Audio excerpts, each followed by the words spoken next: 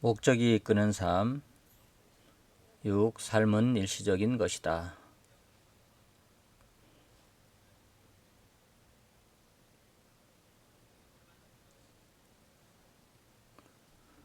나는 이 땅에 잠시 동안만 있습니다. 시편 119편 19절.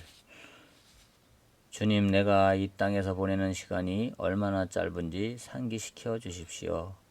내가 지낼 날들이 정해져 있고 그 날들도 내 곁에서 빨리 사라지고 있음을 계속 생각하게 해 주십시오.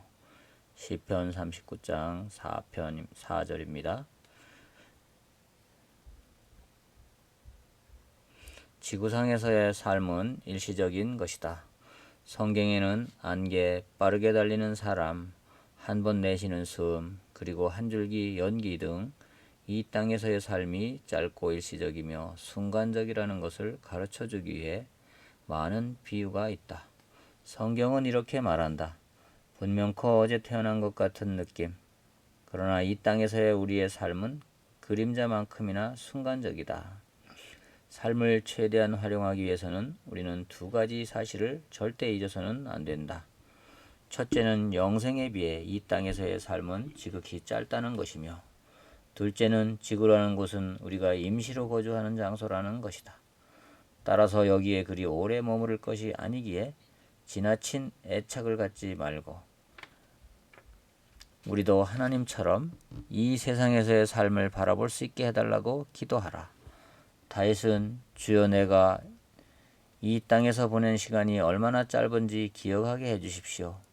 나는 아주 잠시 동안 이곳에 있는 것임을 알게 해주십시오. 라고 기도했다. 성경은 반복해서 이 세상에서의 삶을 외국에서 잠시 사는 것과 비슷하다고 말하고 있다. 이것은 우리의 영원한 집 또는 최종 목적지가 아니고 잠시 지구를 지나가며 방문하고 있는 것이다. 성경은 순례자, 외국인, 방문객, 손님, 여행자 등의 어휘를 사용해서 세상에서의 짧은 시간을 표현하고 있는데, 예를 들어 다윗은 나는 땅에서 객이 되었사오니 라고 말했고, 베드로는 외모로 보시지 않고 각 사람의 행위대로 판단하시는 자를 너희가 아버지라 부른즉 너희의 나그네로 있을 때를 두려움으로 지내라 라고 말했다. 내가 현재 살고 있는 캘리포니아에는 많은 사람들이 일을 하기 위해 이곳으로 이주를 한다. 하지만 그들은 모국의 시민권을 계속 유지하면서 이곳 시민이 아니지만 일을 해도 좋다고 허락을 받은 방문자 등록 카드를 소지하고 다닌다. 마찬가지로 그리스천들은 자신들이 하늘의 시민임을 상기시켜주는 영적 등록 카드를 가지고 다녀야 한다. 하나님은 그의 자녀들이 삶에 대해 생각하는 바가 믿지 않는 사람들과 달라야 한다고 말씀하신다.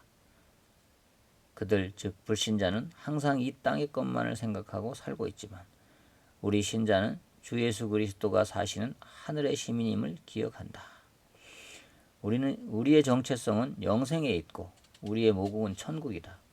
이 사실을 깨닫게 될 때 우리는 이 세상의 모든 것에 대한 소유와 집착을 버릴 수 있다. 하나님은 지금 이곳을 위해 사는 것, 즉 세상이 기준이 되고 세상의 일이 우선순위인 삶의 방식이 얼마나 위험한지에 대해 매우 단호하게 말씀하신다. 하나님은 세상의 가치관과 유혹에 빠지는 것을 영적인 간음이라고 부르신다. 간음하는 여자들이여 세상과 벗된 것이 하나님의 원수임을 알지 못하느뇨. 그런즉 누구든지 세상과 벗되고자 하는 자는 스스로 하나님과 원수되게 하는 것이니라.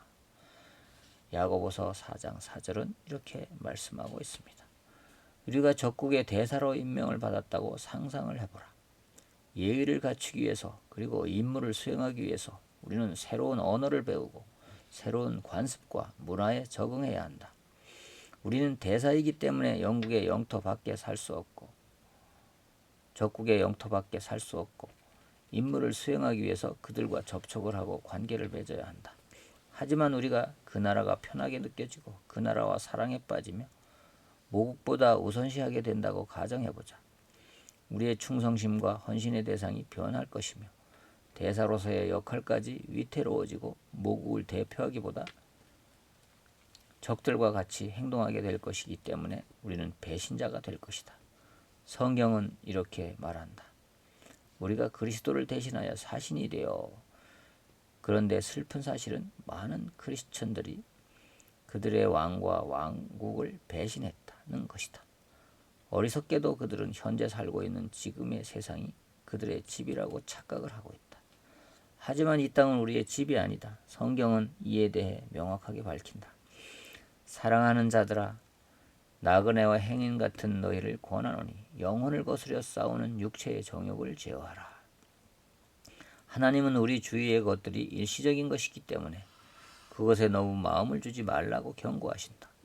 세상 물건을 쓰는 사람은 그것들의 마음이 빼앗기지 않은 사람처럼 사십시오. 그것은 이 세상의 현재 모습이 지나가고 있기 때문입니다. 세상은 지난 세기와 비교해 볼 때 분명히 살기 편해졌고 고개만 돌리면 곳곳에 즐기고 향유할 수 있는 일들이 우리를 향해 손짓하고 있다. 이러한 세상의 말초적인 즐거움들은 우리로 하여금 인생의 진정한 목표를 망각하게 만든다.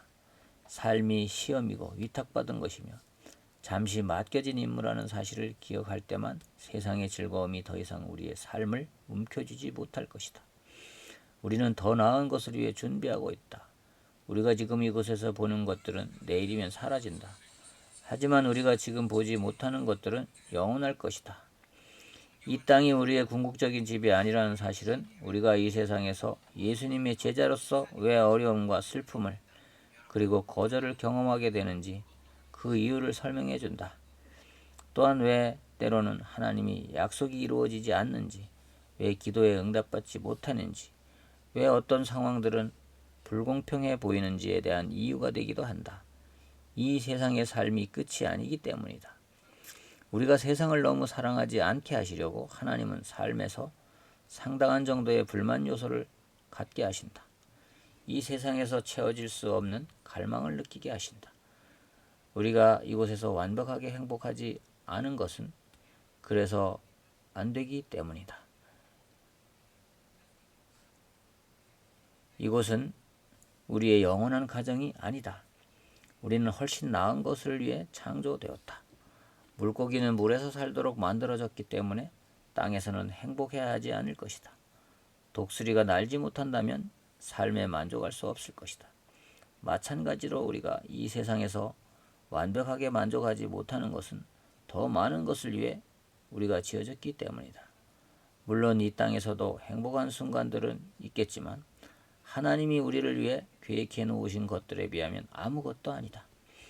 이 세상에서의 삶이 일시적인 것이라는 깨달음은 우리의 가치관을 근본적으로 바꾸어 놓을 것이다.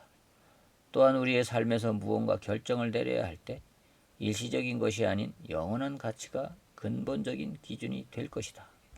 C.S. 루이스는 영원하지 않은 것은 영원히 무용지물이다 라고 했다. 성경은 말한다. 우리의 돌아보는 것은 보이는 것이 아니요 보이지 않는 것이니 보이는 것은 잠깐이요 보이지 않는 것은 영원함이니라. 하나님이 우리의 삶을 위해 갖고 계신 목표가 세상이 정의하고 있는 물질적인 풍요나 통속적인 성공이라고 생각한다면 우리는 치명적인 실수를 범하고 있는 것이다. 진정한 풍요로운 삶은 물질적인 풍요와 전혀 상관이 없다.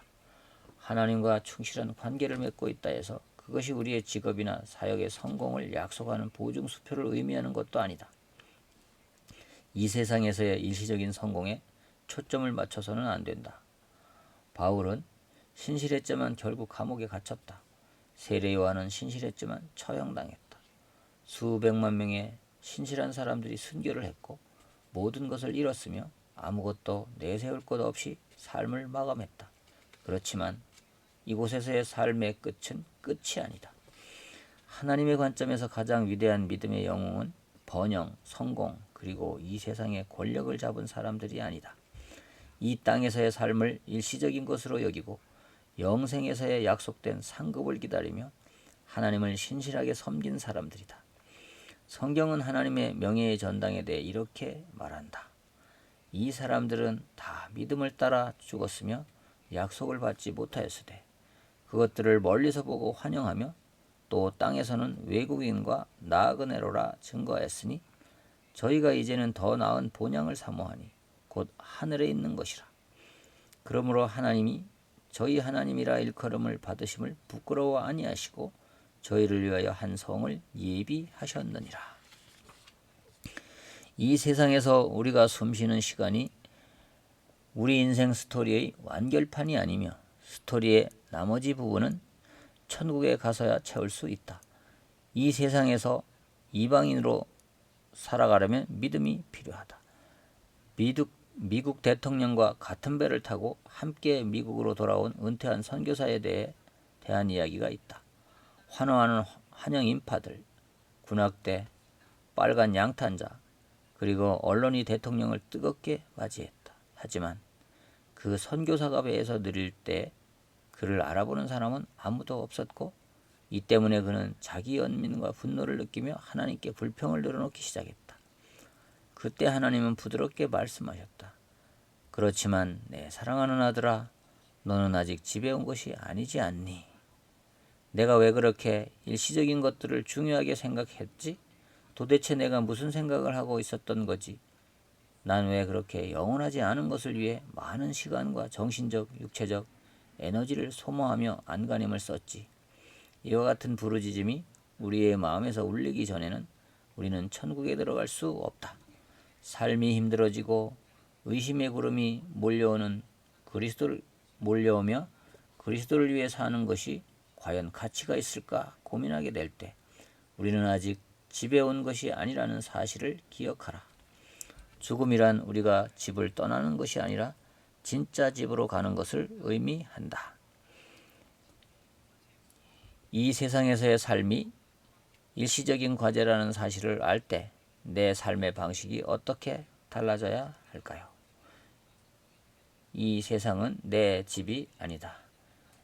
우리들의 돌아보는 것은 보이는 것이 아니요 보이지 않는 것이니 보이는 것은 잠깐이요 보이지 않는 것은 영원함이니라. 고린도후서 4장 18절 말씀이었습니다. 목적이 이끄는 삶, 여섯 번째, 삶은 일시적인 것이다 였습니다.